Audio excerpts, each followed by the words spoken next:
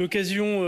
en ce milieu du mois d'août de vous saluer et de revenir quelques instants très rapidement sur le succès des Jeux Olympiques qui nous ont fait tant rêver et qui ont, je l'espère, pu avoir lieu grâce,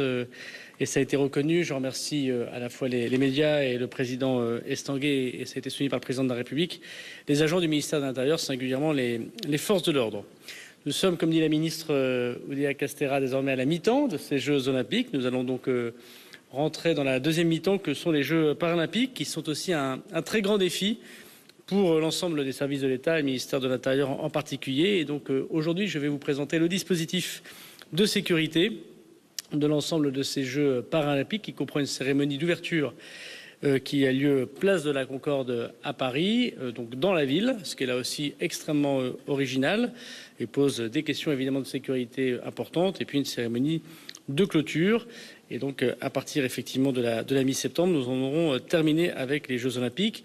Le préfet de police aura l'occasion le week-end prochain de détailler un certain nombre de remarques, notamment sur la cérémonie d'ouverture. Et évidemment, je salue son travail, comme celui du préfet de la région,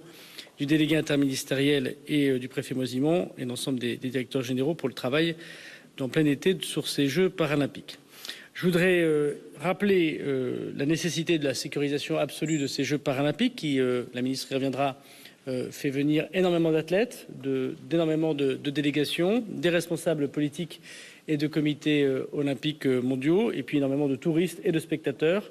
Et donc évidemment pour Paris, pour l'Île-de-France, puisque singulièrement ces Jeux paralympiques auront lieu en Île-de-France. C'est évidemment un enjeu au moment où il y aura une rentrée sociale, une rentrée éducative, peut-être une rentrée politique,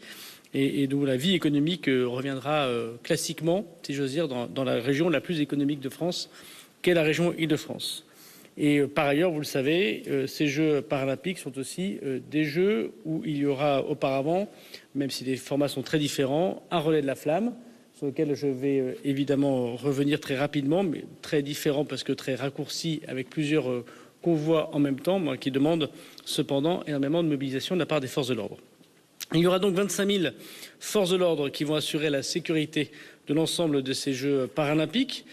tous les jours. Donc le pic sera à 25 000 forces de l'ordre. Donc en Île-de-France et à Châteauroux où auront lieu les épreuves de tir, comme vous le savez. Nous aurons l'appui des 3 forces d'intervention, le GIGN, le RAID et la BRI, qui travailleront comme pendant les Jeux olympiques de concert. Et là où il y avait 600 forces spécialisées, il y en a 300 mobilisées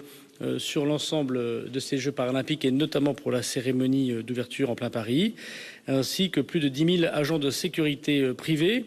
Et je voudrais évidemment souligner le très gros travail que font les services d'enquête du ministère de l'Intérieur, que sont le CNAPS et le SNEAS. La sécurisation des délégations sensibles dont Israël sera assurée de la même manière que les Jeux olympiques, c'est-à-dire que l'intégralité des athlètes israéliens et des arbitres seront protégés 24 heures sur 24 par les services du ministère de l'Intérieur. On a 27 athlètes, 2 arbitres, plus le président du comité paralympique qui seront donc protégés en permanence par le GIGN, le RAID et les services du préfet de police. Le dispositif du relais de la flamme, si on pouvait avancer la slide s'il vous plaît, aura donc lieu à partir du 25 au 28 août dans tout le territoire national. 12 relais vont converger vers Paris à compter du 25 août, traverseront la plupart des départements de France. Il y a même un département qui n'avait pas accueilli la flamme olympique qui va accueillir la flamme paralympique, notamment la Haute-Vienne, et sera à la fois un moment important de convergence vers l'Île-de-France, mais aussi une cérémonie qui n'est pas la cérémonie du chaudron telle que nous l'avons vu, mais qui s'en rapproche beaucoup, avec des fêtes et des fan zones partout sur ce territoire national, et qui demande évidemment, en lien avec les collectivités locales, énormément de travail de la part des préfets, dont j'ai demandé qu'ils prennent, sur la base du décret grand événement, un certain nombre de dispositifs, évidemment, pour sécuriser, pour pouvoir faire les fouilles et faire les enquêtes pour les personnes qui accéderont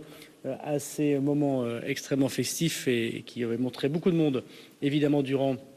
les Jeux olympiques, avec les participations bien sûr des polices municipales, mais également des interdictions de manifestation, même si, comme on l'a fait pendant les Jeux olympiques, il y aura toujours des endroits où les gens pourront manifester s'ils veulent montrer une envie particulière sans pouvoir gêner le relais de la flamme qui aura exactement la même protection que le relais de la flamme olympique. Et je remercie évidemment tous les policiers et les gendarmes particulièrement mobilisés. Donc le 25 et 26 août, les relais seront en province. Les 27 et 28, les relais seront en Île-de-France, avec quelques surprises, mais je n'y reviendrai pas, mais qui poseront évidemment des questions de sécurité. Et nous serons là pour préserver, bien sûr, à la fois l'accès du public à cette flamme et la protection de la flamme, bien évidemment.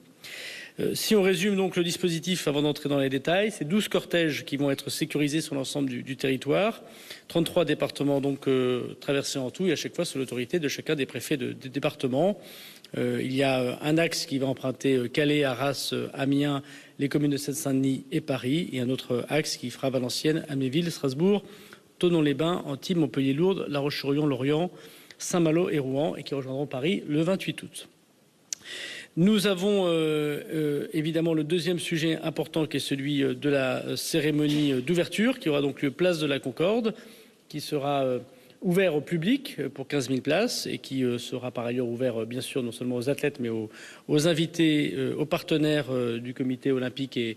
et au comité d'organisation paralympique du monde entier. Le préfet de police reviendra sur les détails qui l'amènera à mener une cérémonie de 35 000 spectateurs en tribune au stade de la Concorde et 15 000 personnes de grand public au bas des Champs-Élysées sur plusieurs zones différentes. Le préfet de police prendra également des périmètres antiterroristes dits SILT, comme pendant la cérémonie d'ouverture, avec des aménagements de circulation. Ce sera le cas évidemment autour de la place de la Concorde, qui avec l'Assemblée nationale, l'Élysée, l'ambassade des États-Unis, pose évidemment des problèmes de sécurité importants, mais aussi le cas autour du jardin des Tuileries avec la vasque olympique. Et donc, il y aura donc 2 périmètres SILT ou un périmètre SILT élargi qui permettra de faire l'ensemble des contrôles. L'idée, évidemment, c'est que la sécurité soit très présente, bienveillante, souriante, mais qu'elle n'écrase pas, je crois, ni la cérémonie ni les Jeux paralympiques, ce qui était réussi, me semble-t-il, pendant le moment des Jeux olympiques en tant que tels. Du point de vue de la menace, et j'en remercie la DGSI, l'ensemble des services de renseignement, nous n'avons pas de menace caractérisée qui touche les Jeux paralympiques, que ce soit le relais de la flamme, la cérémonie d'ouverture ou l'ensemble des événements qui se dérouleront, notamment 3 courses qui traverseront Paris et la Seine-Saint-Denis et qui vont demander énormément de forces de l'ordre, policiers comme gendarmes. Mais comme pendant les Jeux olympiques, nous avons un très gros travail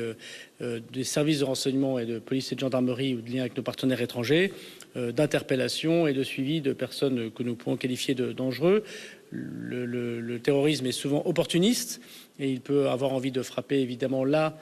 où il y a des médias, du rassemblement, de la fête, de la joie et bien sûr notre pays dans les temps géopolitiques troublés que nous vivons. Et donc nous sommes extrêmement attentifs à l'ensemble de ce sujet. Je voudrais remercier l'ensemble des agents, bien sûr la sécurité civile qui va déminer l'ensemble des sites et des présences des sapeurs-pompiers partout sur le territoire national, mais singulièrement en Île-de-France, mais aussi tous les policiers et gendarmes qui continuent à être présents, à ne pas prendre de congé pour pouvoir accueillir jusque